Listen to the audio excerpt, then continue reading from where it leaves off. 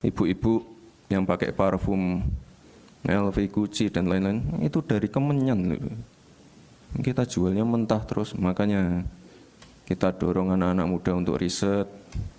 Kita sediakan tempat yang baik untuk riset, alat-alat terkini 5 juta, 10 juta. Tapi semuanya ibu-ibu. Mungkin Bapak Ibu udah tahu yang namanya program PNM Mekar. Tahu ya Bapak Ibu ya, PNM Mekar ini program lama, tapi dilanjutkan. Saat ini nasabahnya ada 17 juta. Plafonnya enggak tinggi-tinggi banget. 5 juta, 10 juta. Tapi semuanya ibu-ibu. Semuanya ibu-ibu. Dan dari sini kemarin, wah itu luar biasa, kemarin di Sleman. Cuma jualan keripik, jualan handicraft, anaknya bisa sekolah di UGM, kuliah di UGM. Luar biasa sekali. Dan yang paling penting ini, ya karena ini ibu-ibu lebih tertib. NPL-nya rendah sekali, 1,74. Itu rendah sekali. Artinya kalau NPL-nya rendah, kredit macetnya hampir tidak ada. Ini luar biasa. Ibu-ibunya jadi mandiri semua. Dan yang saya paling senang itu, NPL-nya rendah. Ini ke depan PR-nya bagaimana bantuan-bantuan itu bisa tepat sasaran. Ya sekali lagi digitalisasi, AI.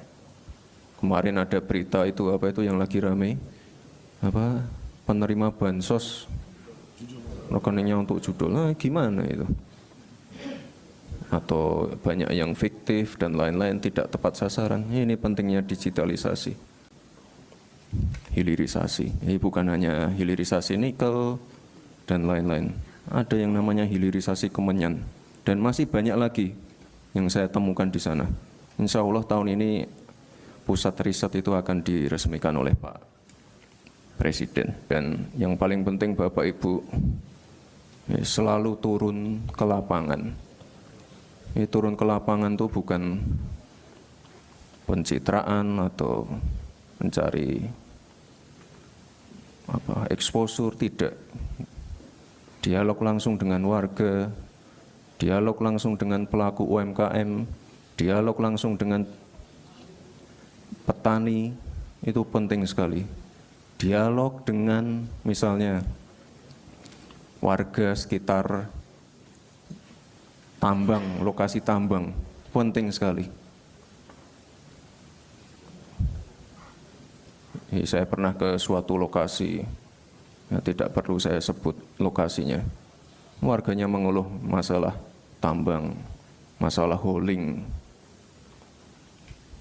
Itu kalau tidak didengar, tidak kita ajak diskusi, permasalahannya tidak akan selesai. Itulah pentingnya turun ke lapangan.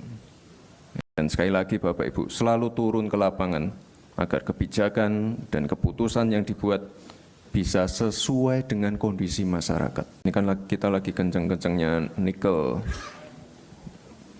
baterai untuk EV.